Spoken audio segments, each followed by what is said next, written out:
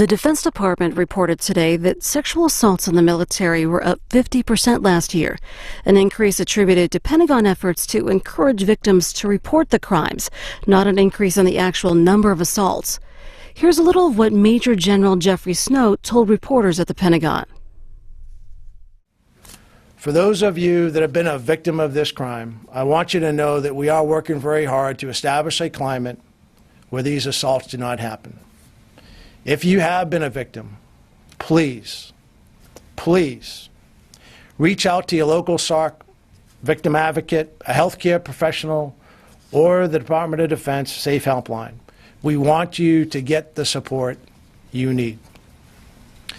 You will be treated with the privacy you desire, the sensitivity you deserve, and the seriousness that this crime demands. To the offenders committing this crime, we don't care who you are or what rank you hold. If you don't understand our core values and are not prepared to live by and enforce those values every day, then we don't want you in our military. All of that Defense Department briefing will be on C-SPAN 2 in a few minutes. On Capitol Hill, the House Oversight Committee held a hearing on the attack on the U.S. Embassy in Benghazi, Libya, that killed 4 Americans, including Ambassador Christopher Stevens. Chairman Darrell Issa said that the White House withholding information about the attack was, quote, perhaps criminal. That hearing is coming up in a few moments. House Speaker John Boehner is calling on Secretary of State John Kerry to testify before Congress about why emails dealing with the 2012 Benghazi attack were not given to congressional investigators. In a statement, the Speaker said the White House needs to understand that this investigation will not end until the entire truth is revealed and justice and accountability are served. And when asked about today's hearing on the Libya attack, House Minority Leader Nancy Pelosi said, quote, what I will say again is diversion, subterfuge, Benghazi, Benghazi, Benghazi. Why aren't we talking about something else? She added that what she read about administration emails on the subject were consistent with what was previously released. We'll hear more about those emails in Oversight Committee Chairman Darrell Issa's opening statement in a minute. At that hearing, the general in charge of the U.S. military's Africa Command during the Benghazi attack told the committee that the military knew it was a, quote, hostile action and should have tried to rescue the Americans there. The USA Today writes this contradicts what the Obama administration said in the early days after the attacks, that the attacks were a spontaneous reaction to an anti-Islam video. And we see a picture there of a guard standing outside the U.S. consulate in Benghazi in 2012, just days after the attacks. We're going to watch the 2-hour hearing now.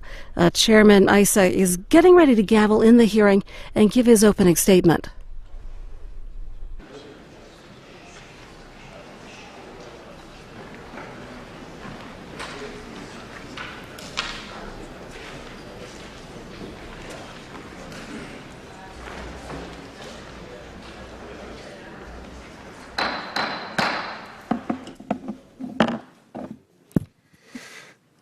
The Committee on Government Oversight will come to order.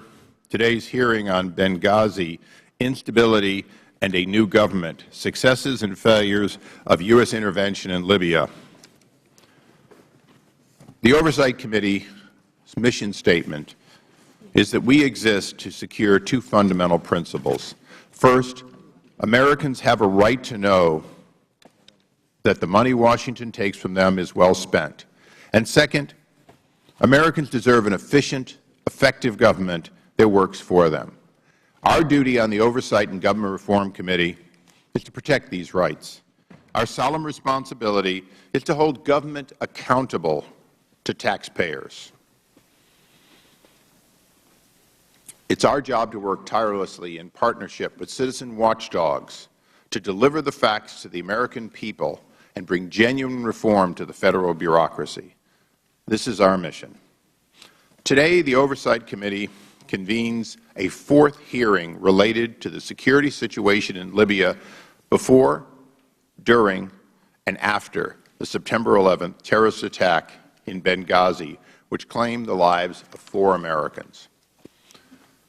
The committee has previously brought forward important witnesses who offered new, enlightening testimony on security failures that forced the administration to walk back false claims about the nature of the terrorist attack.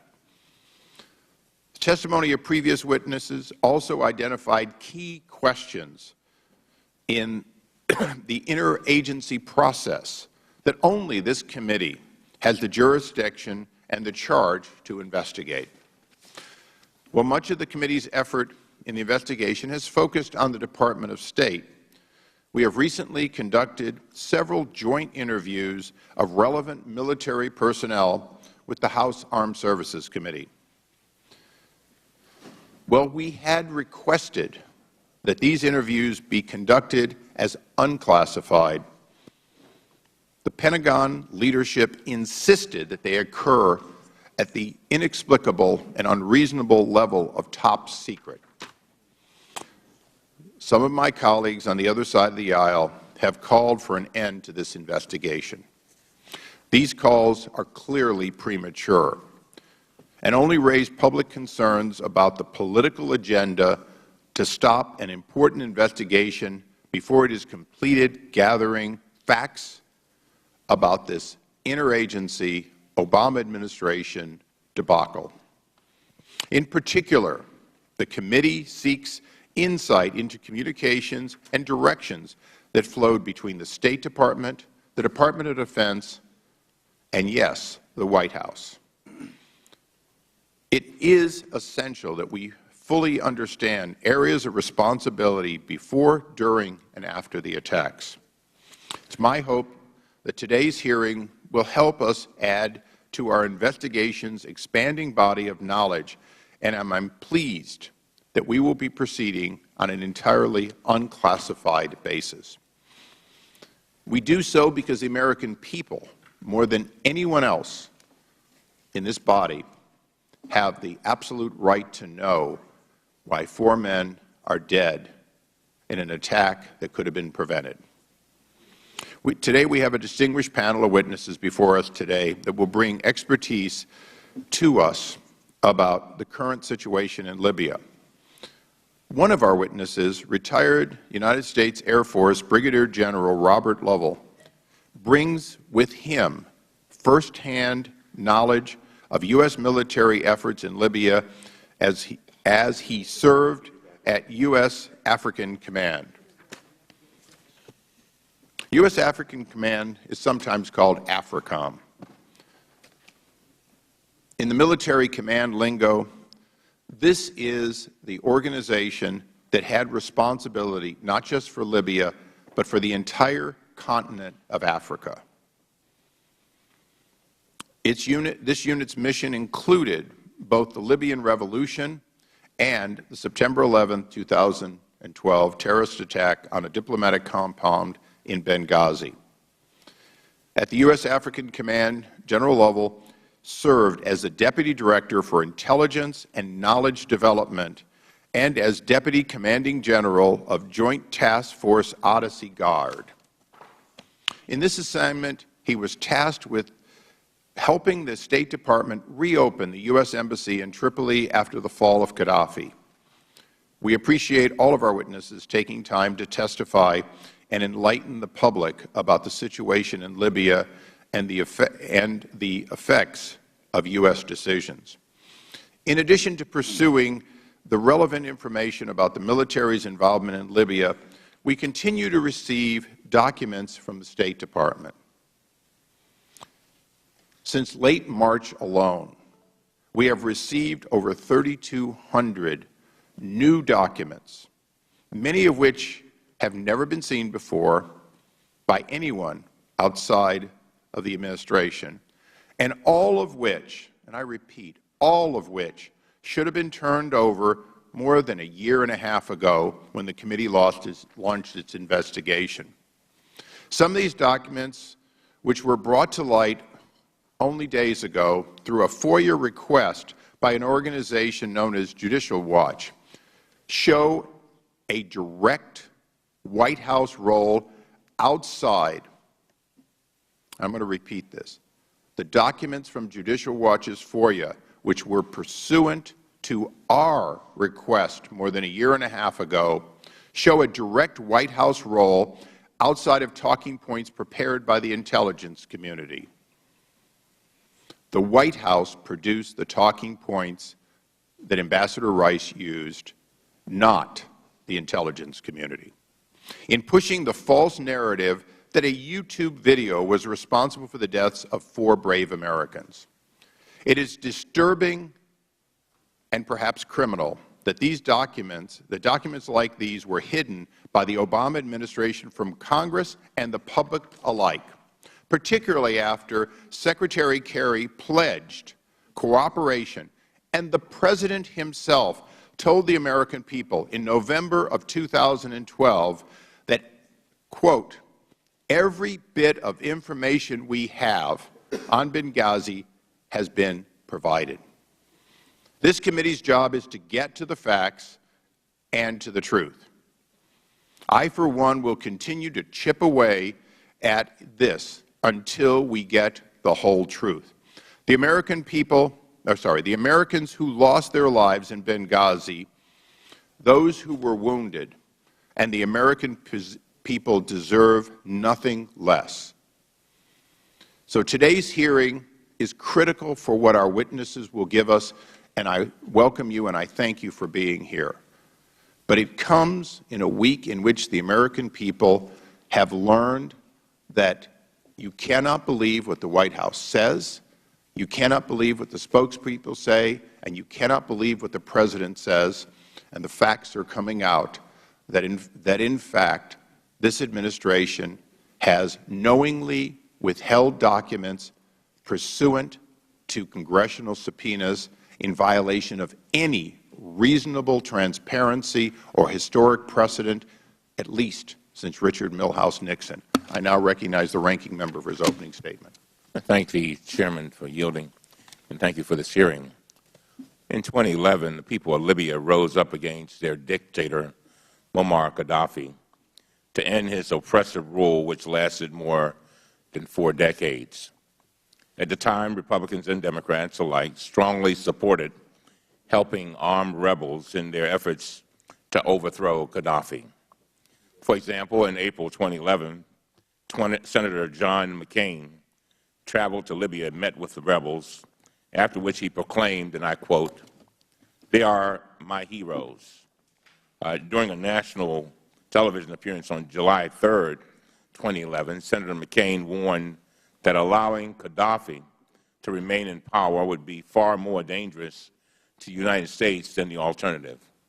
He stated, and I quote, "This notion that we should fear who comes after or what comes after Gaddafi ignores that if Gaddafi stays in power, it is then a direct threat to our national security," end of quote. During a television appearance on April 24, 2011, Senator Lindsey Graham agreed that taking the fight directly to Gaddafi would protect our national security. He stated, and I quote, "You cannot protect our vital national security interests if Gaddafi stays," end of quote. He also stated, and I quote, "The focus should now be to cut the head off of the snake off," end of quote. As the revolution grew stronger, Gaddafi embarked on a brutal crackdown, and on March 17, 2011, he threatened his own people and warned that he would show them, quote, "no mercy," end of quote. The next day, President Obama explained to the world why the United States was joining the effort to remove Gaddafi, and he said this: "The world has watched events unfold in Libya with hope and alarm.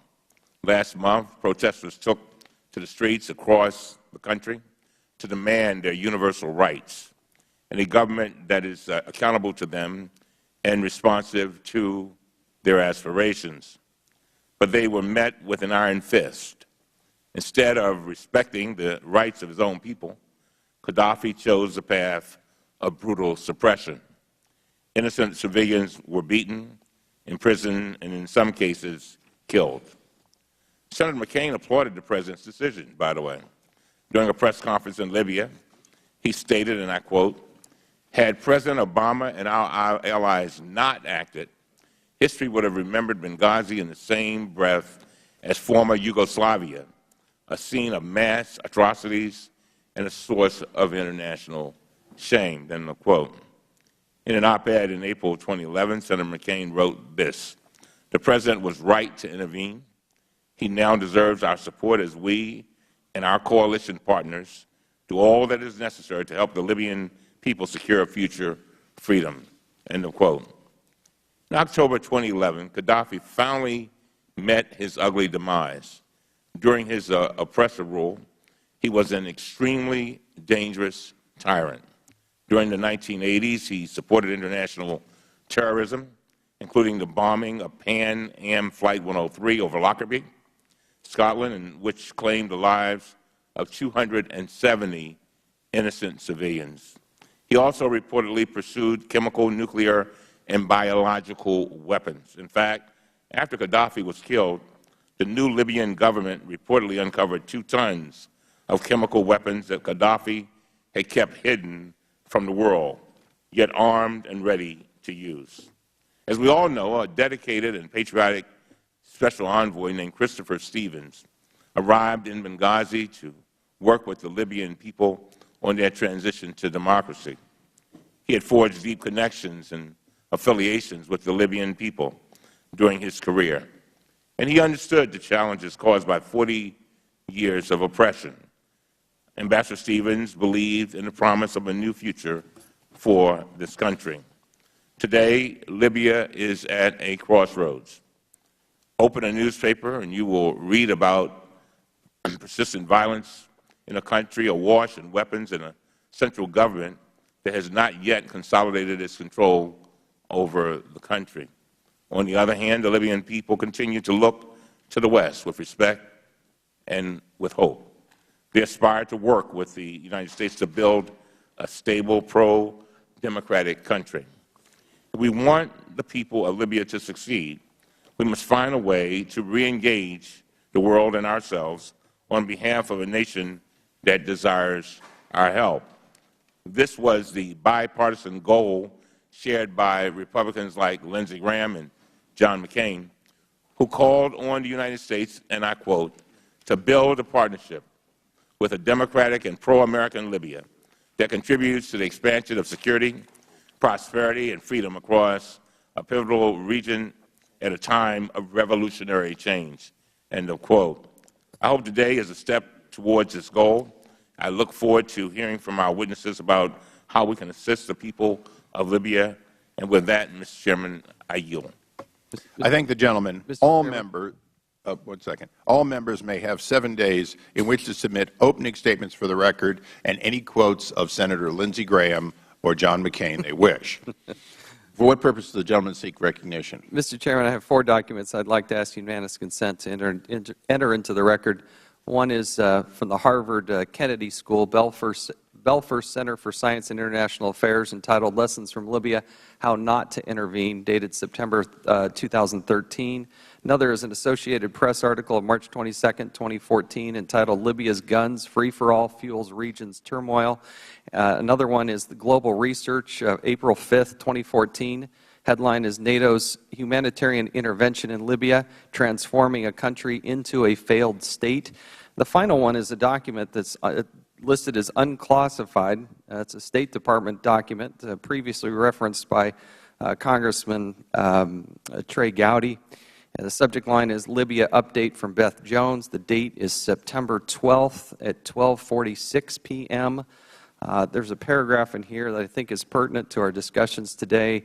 It's referencing the Libyan ambassador when he said his government suspected that former Gaddafi regime elements carried out the attacks. I told him that the group that conducted the attacks, Ansar al-Sharia, is affiliated with Islamic extremists, end quote. This coming from the State Department, going to Victoria Nuland, Patrick Kennedy, Cheryl Mills, Secretary Clinton's Chief of Staff, I'd like to enter this into the record, which has not been out there in the public in the past. One question. What was the date and time on that? Date is September 12, 2012, 12:46 p.m. This is hours after the attack. It is what the State Department told the Libyan government what was happening. Quote, "I told him," meaning the Libyan ambassador, "that the group that conducted the attacks, Ansar al-Sharia, is affiliated with Islamic extremists." Those were the facts as the State Department knew them, and I think everybody should see them. Without objection, so ordered, and copies will be distributed to all members on the dais. We now welcome our guest and witnesses. Brigadier General Robert Lovell is the former Deputy Director for Intelligence and Knowledge Development Directorate at United States African Command and the former Deputy Commanding General of Joint Task Force Odyssey Guard.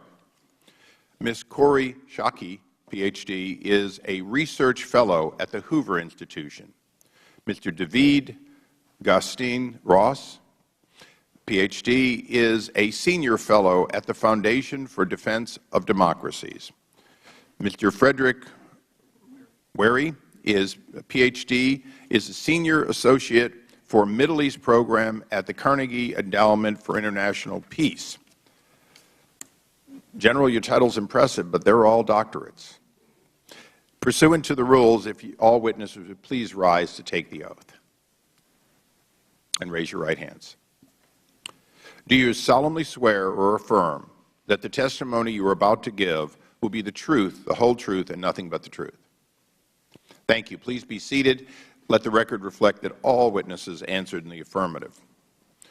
In order to allow sufficient time for questions, I would ask that each witness summarize their opening statements, which will be placed in the record in the entirety, in addition to other extraneous material you may want to submit as a result of this hearing, but please try to stay close to the 5 minutes. And as my predecessor, Mr. Towns, often said, green means go everywhere, yellow means hurry up through the intersection, and red means stop. So please observe that on the little countdown clocks. And with that, General, you're recognized.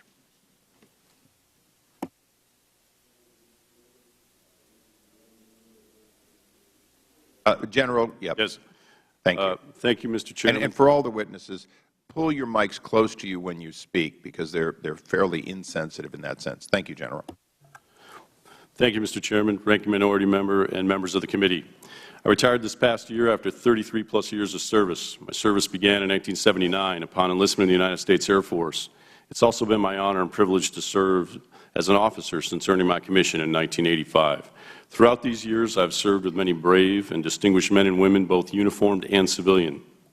I thank them for their service and their example. My time in service was filled with many great and humbling opportunities. I'm thankful for these as well. Over the span of my career, I've been shaped by professional education, training, and experience. These and other personal influences have formed my thoughts on today's subject. To present a sense of context, here's a brief outline of my previous service most relevant at hand. The Chairman's already covered some.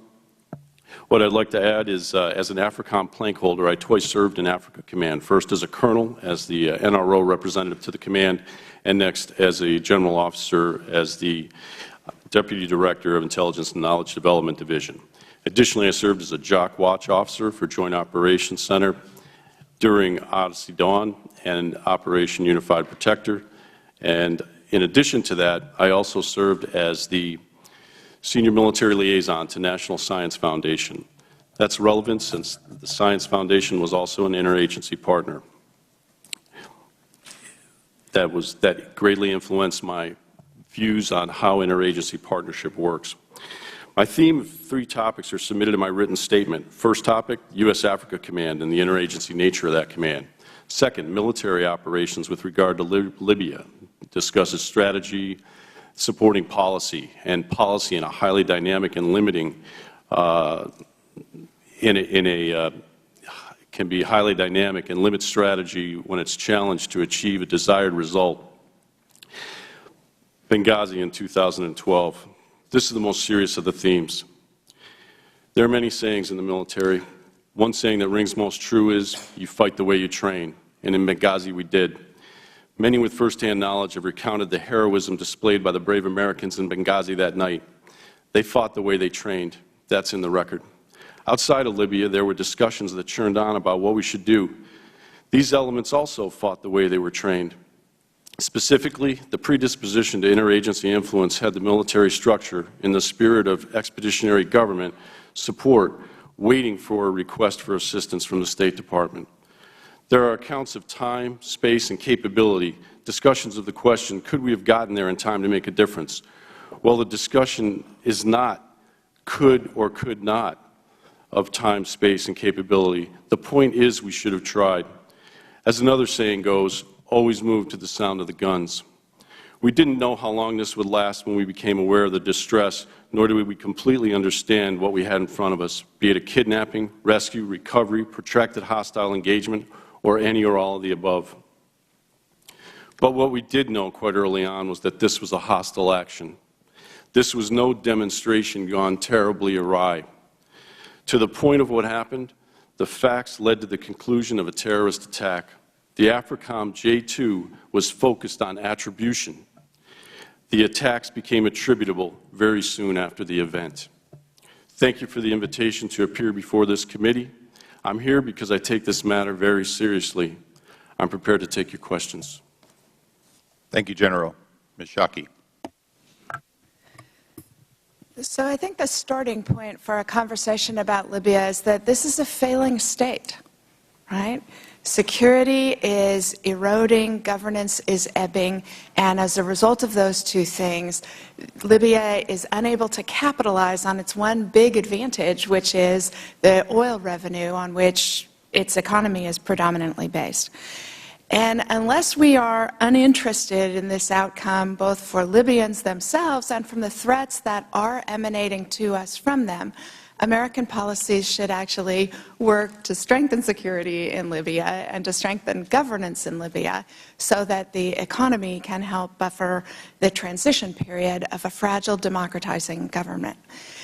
Our policies are not doing that.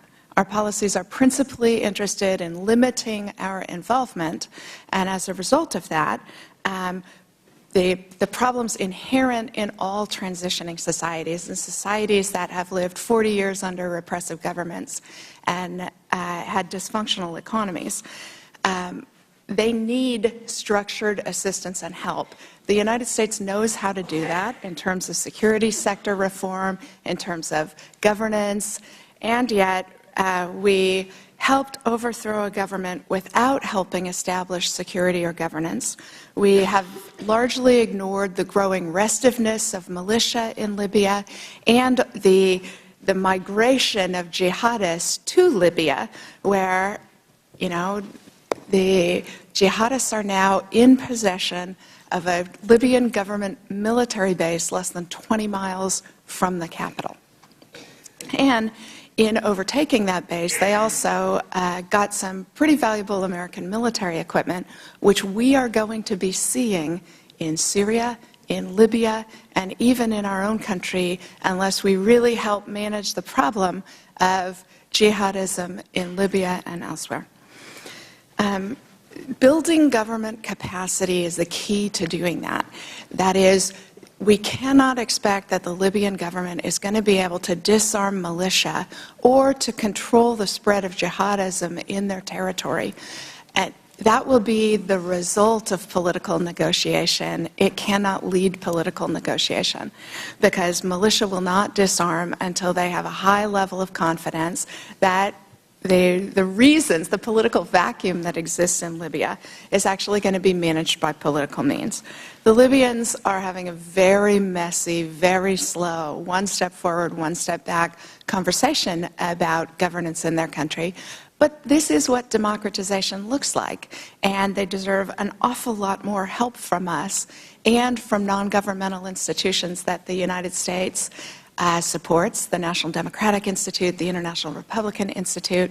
Instead, we have been largely silent on an election that was marred by violence and in which, you know, yesterday's parliamentary vote in Tripoli was prevented from coming to conclusion by storming of the parliament by armed men.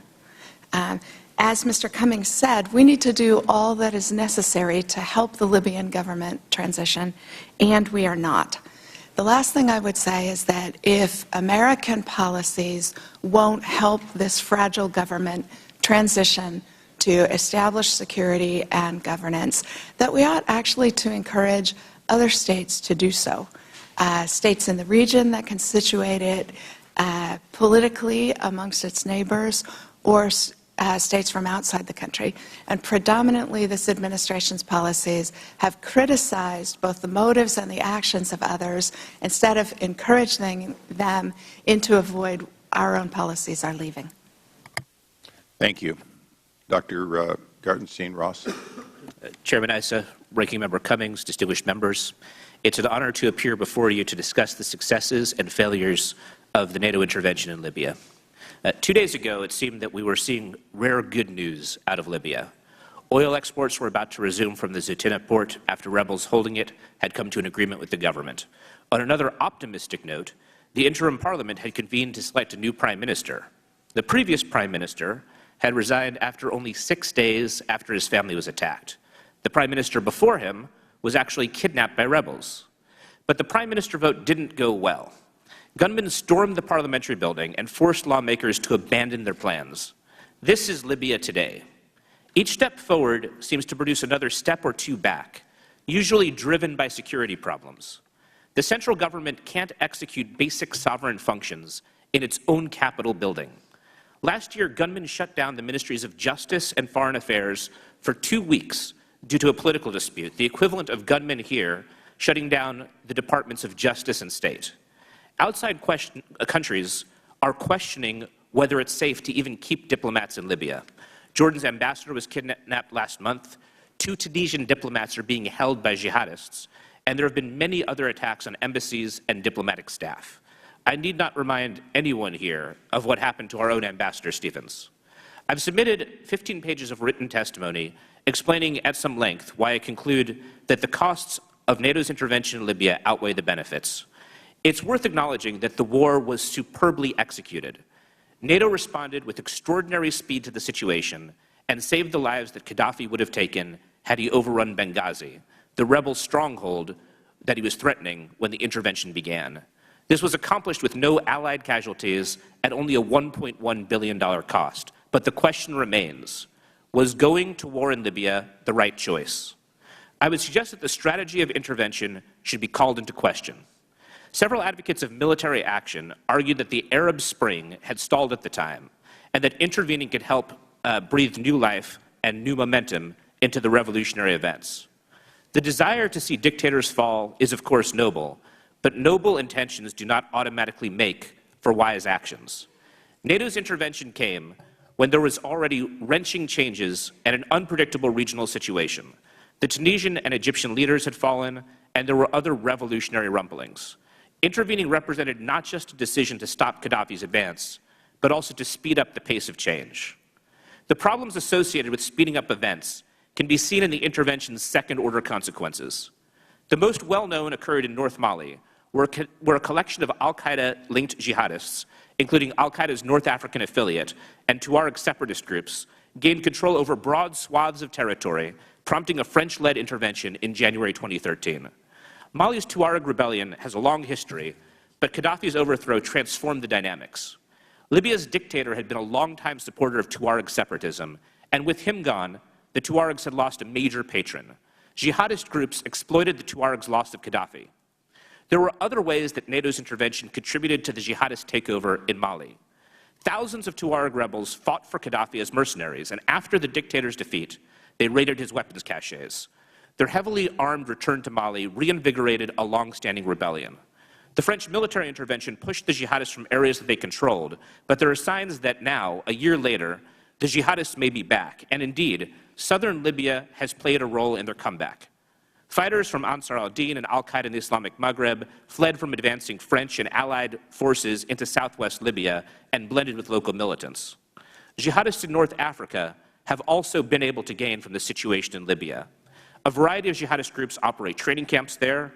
Militants have benefited from the flow of arms into neighboring countries, and these factors make Libya a concern as a possible staging ground for future terrorist attacks, something vividly illustrated in the January 2013 hostage crisis at Algeria's In Amenas gas plant, 30 miles from the Libya-Algeria border, which had multiple links to Libya, including training, weapons, and point of origin. Despite the superb execution of NATO's intervention, it has created a much more complicated regional dynamic for the U.S. It has helped jihadist groups, and it has had negative consequences for Libya's neighbors. Further, it isn't clear that the intervention saved lives. Some scholars, including in the Belfer Center document that Representative Chafez introduced, argue that the fact that the NATO intervention prolonged the war meant that on net it cost more lives than it saved. And even if it saved lives in Libya, further lives were lost as a result in places like Mali, Egypt, and Algeria. This is why I cannot join with those who proclaim NATO's intervention to be a strategic success. Again, I appreciate the opportunity to testify, and I look forward to answering your questions. Thank you. Dr. Wary. Chairman Issa, Ranking Member Cummings, and distinguished committee members, I'm grateful for this opportunity to speak with you about Libya's security crisis and what the international community can do to assist. I bring the perspective of both a scholar who travels frequently to the country and a reserve military officer who served in Tripoli prior to the revolution. During my 4 visits to Libya, I've spoken with Libyan government officials, military officers, Islamists, and militia leaders across the country, including in Benghazi. At the core of Libya's crisis is the power of its militias, who draw support from a wide array of local, tribal, ethnic, and religious constituencies. Their persistence is rooted in the absence of effective municipal governance, representative institutions, and a strong central army and police. Since 2012, these militias have become politicized. They have used armed force to compel the passage of a sweeping law barring Gaddafi-era officials from the government, kidnapped the Prime Minister, and blockaded oil production in the East. Weapons are now the de facto currency through which demands are pressed and concessions obtained. Militias have also captured illicit trafficking networks. Libya's instability has been aggravated by a decision by the weak transitional government to put the militias on its payroll, under the loose authority of the Ministries of Defense and Interior. The idea then was to harness the manpower of the revolutionaries to fill the security void left by the non-existent army, which was kept deliberately weak by Gaddafi, who feared its potential for coups. By all accounts, this has been a disastrous Faustian bargain. It has attracted new recruits to the militias through the promise of high salaries, and it has given the militia bosses even more political power. That power is especially evident in the East, where Islamist militias demand the removal of Gaddafi-era personnel from state institutions and the implementation of a Sharia-based constitution before they surrender arms. These actors, however, remain on the outer fringes of Libya's politics and security institutions. Overwhelmingly, the country's Islamists reject violence for political means. Faced with the weakness of the central government, an array of informal societal actors, tribal elders, NGOs, municipal councils, and religious authorities have mobilized against the militias, especially radical groups like Ansar al-Sharia. They have demonstrated a societal resilience and a moderation that has kept the country from sliding down the path of civil war. Mr. Chairman, I want to emphasize that every Libyan I spoke with attributed Libya's crisis to the enduring legacy of Gaddafi's rule, rather than the policies or decisions during the NATO-led intervention. It was Gaddafi's 42-year tyranny that deprived Libyans of even a basic role in governance, pitted tribe against tribe and region against region, wrecked the economy, kept the security institutions deliberately weak, and marginalized the eastern part of the country. Overwhelmingly, Libyans remain supportive of the NATO-led operation, and they welcome outside assistance. What are the areas where this assistance can be best applied?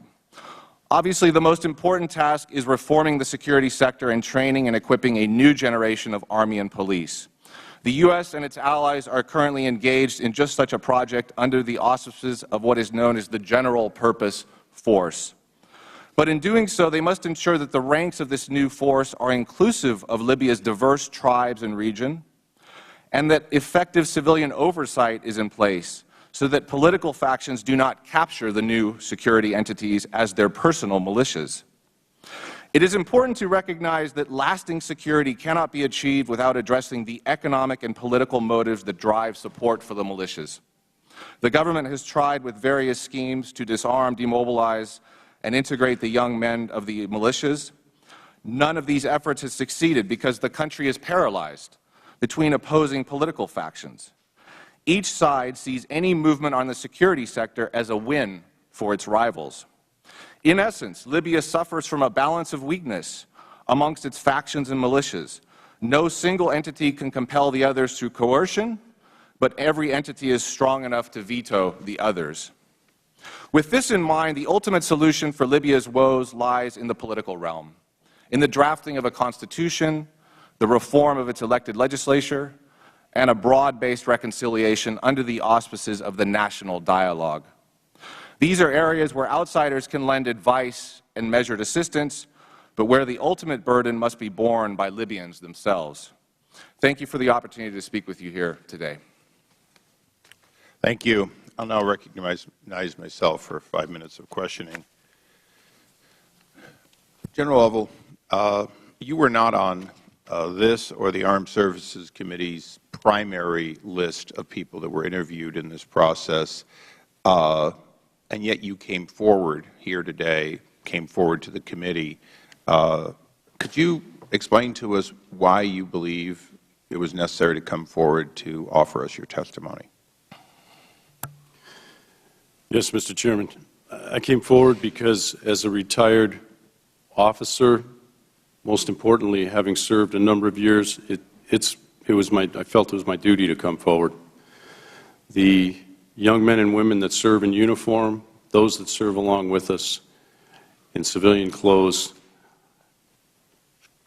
the circumstances of what occurred there in Benghazi that day need to be known.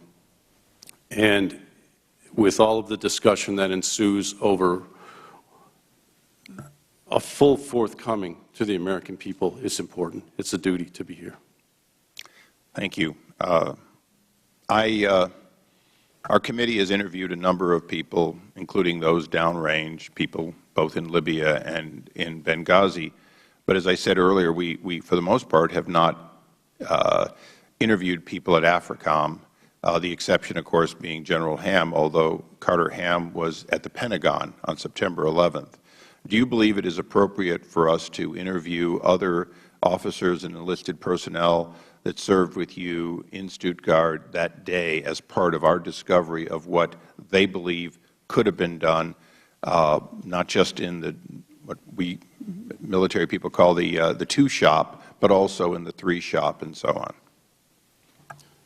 Sir, I think if it's any information that gives the most well-rounded picture of the occurrences of the time are important to obtain. One of the questions as we fan out here, but one of the questions that I have for you is your primary job is in fact knowing the risk, knowing who the bad guys are and where they are, and knowing what might face them. Is that correct? Yes, sir. So your expertise is not in the operational response of what refuelers were where and could have reacted within a certain amount of time. Is that correct? That's correct. However, you were intimately familiar with the risk of extremist groups in Egypt, Libya, and throughout the North Africa, and for that matter, all of Africa. Is that correct? That's correct.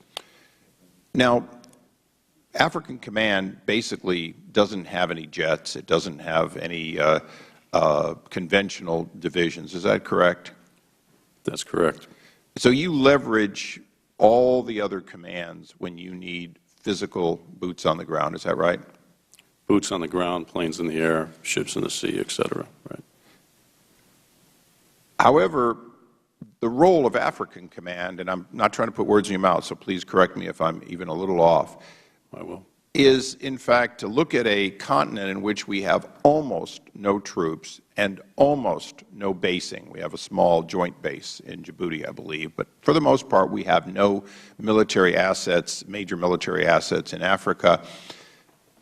Is it fair to say that counterterrorism, looking for and being aware and working with the governments in Africa, with or without, if necessary, to combat terrorism and, in fact, to make sure that governments are stable and able to support our missions, USAID the aid missions and the embassies. Is that really, to a great extent, why there's a unique command with 4-star general in charge of it that focuses on this continent of 1 billion people, larger than North America? That's precisely the understanding. It's to help Africans, and to work with Africans and our other partners to do so. So, in that role, on September 11th, earlier, there was an attack in Egypt. Did you know of, anticipate, or do you believe that the attack in Egypt was based on seeing a YouTube video? Personally, no. So that never came to you, even though intelligence and what may have caused something would have been right up your, if you will, alley? Yes, sir. And in the hours that ensued after the attack on our consulate compound in Benghazi, did you hear YouTube video? Briefly discussed, but not from any serious standpoint. And what time did you first hear that there was a video, roughly? It was early on in the evening of September 11th. Before 3:15 in the morning? Yeah, absolutely. Oh, we were absolutely. I would have to say probably dismissed that notion by then by working with other sources. Okay, I just want to follow up with this one last thing. You heard about this early on, and you, as the deputy and the highest-ranking person that moment working these issues, you dismissed the idea that this attack was, in fact, a demonstration that went awry and was based on a YouTube video out of Los Angeles. Yes, sir. Short answer. Thank you. Recognize the ranking member. Thank you very much. More than 3 years ago, a wave of political change swept through the Middle East and North Africa. This Arab Spring promised hope for people oppressed by dictators for decades, but it also led to abrupt change and sometimes bloody conflicts. I'm looking forward to hearing about how this movement has evolved over the last 3 years and how the United States can support a peaceful democratic transition in the region. I'd also like to focus on the choice our country faced when the uprising against dictator Muammar Gaddafi began in 2011. At that time, the United States could have done nothing and allowed Gaddafi to remain in power, or we could have supported the liberation of the people of Libya. At the time, both Republicans and Democrats called on the President to support the rebels and oust Gaddafi. For example, on April 24, 2011, Senator Lindsey Graham said this, and I quote, "You cannot protect our vital national interests if Gaddafi stays." General Lovell, and I want to thank you for coming forward, I really do. Do you agree with Senator Graham and that Gaddafi was a threat to our national security? Yes, I do. And Dr. Straight, how about you? Do you agree with that? Yes, I do. And I think you, a little bit earlier, agreed with me that there are things that we need to do to be supportive of the government. What would those things be, Doctor? The present situation. There are several things. First, as several panelists mentioned, helping establish a Libyan national army that can actually police Libya's territory, rein in the militia as you begin to get political solutions to problems that will permit their disarmament. Second, support and help structure and help organize civil society and elections in Libya. We are doing much, much, much too little in helping the Libyans move a political process forward. And we do that largely with examples, our own example, but also what all of us know about democratizing societies. We know how to do this, we're just not doing it nearly enough. Now, well, 3 months later, on July 3, 2011, Senator John McCain stated, and I quote, if Gaddafi stays, it is then a direct threat to our national security. Dr. Gardenstein-Ross, what's your view, and did you agree with Senators McCain and Graham? I do not, sir. Okay. Gaddafi was a brutal dictator. Nobody should have tears for him. But he was also about as rehabilitated as a dictator could be.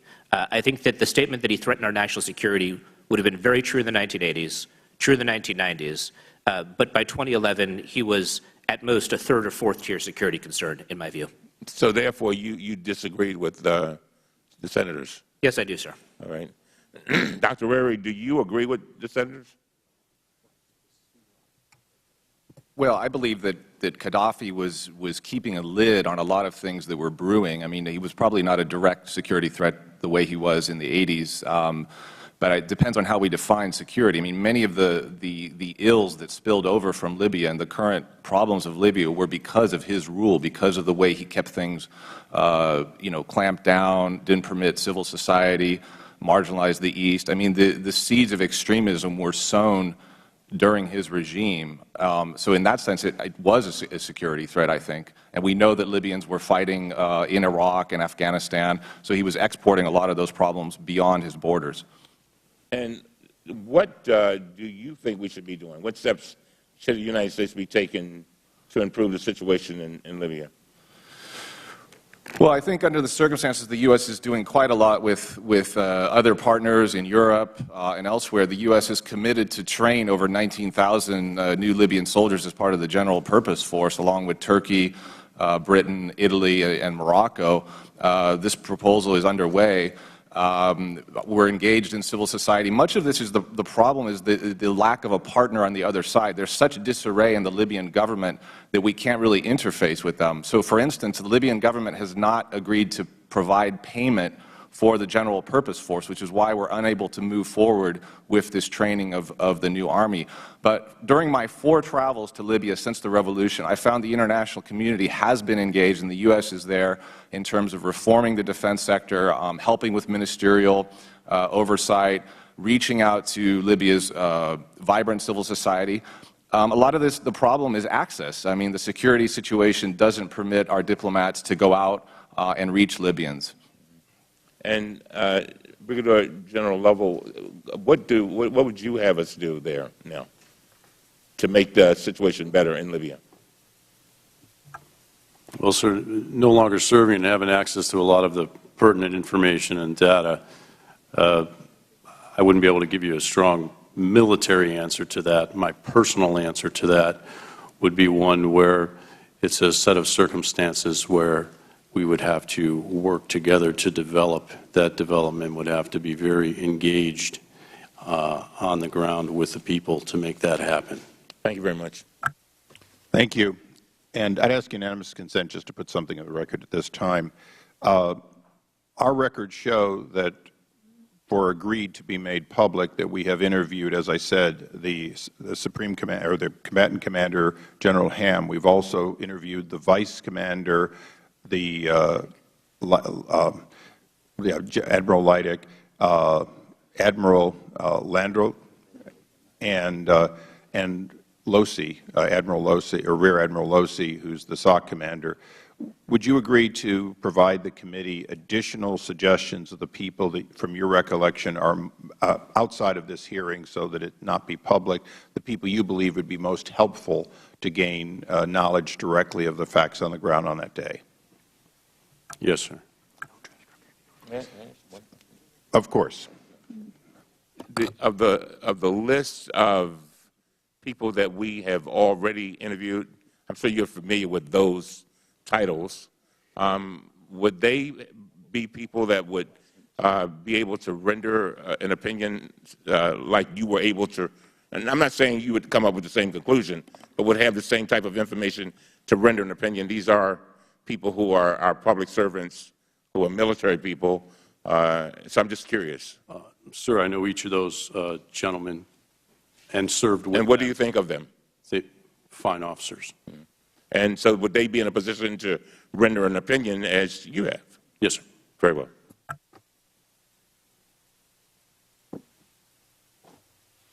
Okay. So I think we've established that we'll get additional names and that the names we've already interviewed would be ones that would have been on your list. Yes, sir. Thank you.